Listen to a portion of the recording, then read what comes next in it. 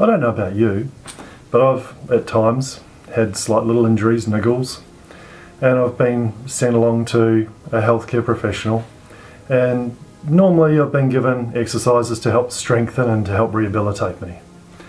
In some circles, and certainly from a massage point of view, I'd suggest that there's 5 sound stages to rehabilitation, and most people start off at number 4, which is the strength program. Now, if you've started off at the strength program before, and after a period of time you end up back at an injury sort of a problem, or it hasn't really progressed, it's not helping, it's, if anything, possibly even getting worse, you need to look at this 5 sound stages of rehabilitation.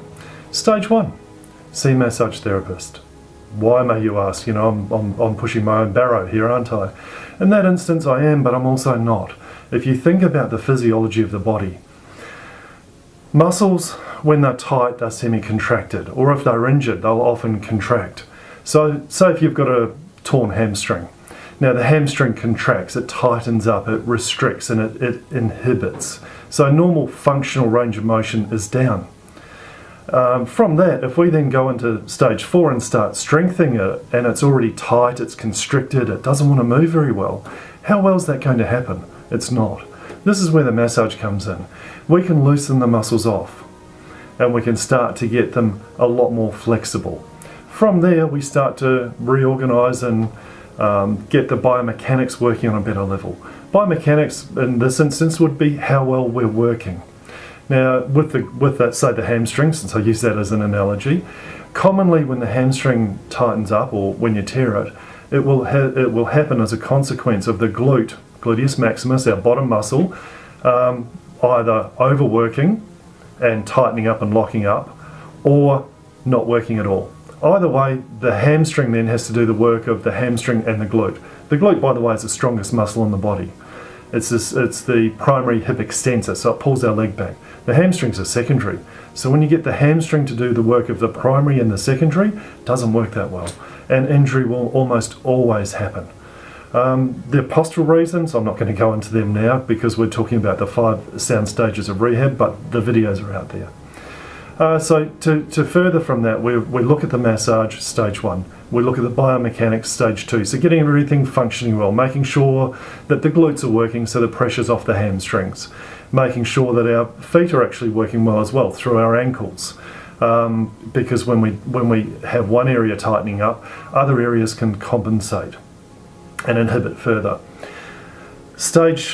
That brings us up to stage 3, stretching, flexibility. So once the massage has been done, the biomechanics are done, it's your turn now to get in and play your part in your rehab.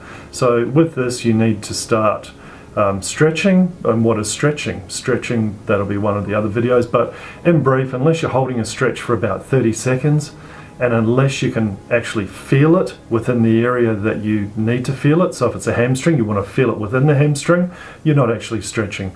Most people, I would say, actually go through the motions only. They don't naturally stretch, which is sad. You know, it's like they're wasting their time. From the stretching, we then go into the strengthening, stage 4, which most people start off at. Once everything's nice and supple, loose, when we have good movement patterns, it allows the body to better tear down and to build up. We then have quality scar tissue.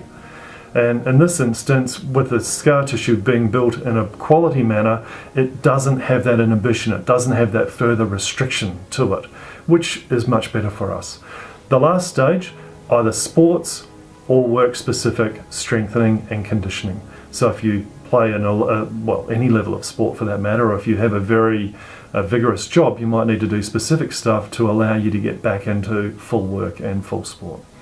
And that's as easy as it is. So to run through again, we start off with massage, we relax, we loosen everything up in a general sense, in a passive sense. The second one is we start to get mobility happening, we start to get the biomechanics restored so that good functional movement can happen easily. The third one, you start taking over, you start taking control of some of your own rehab with doing some stretching. The fourth one, we look at strengthening, and the last one is specific conditioning if that is necessary. I hope you enjoyed this. Take care.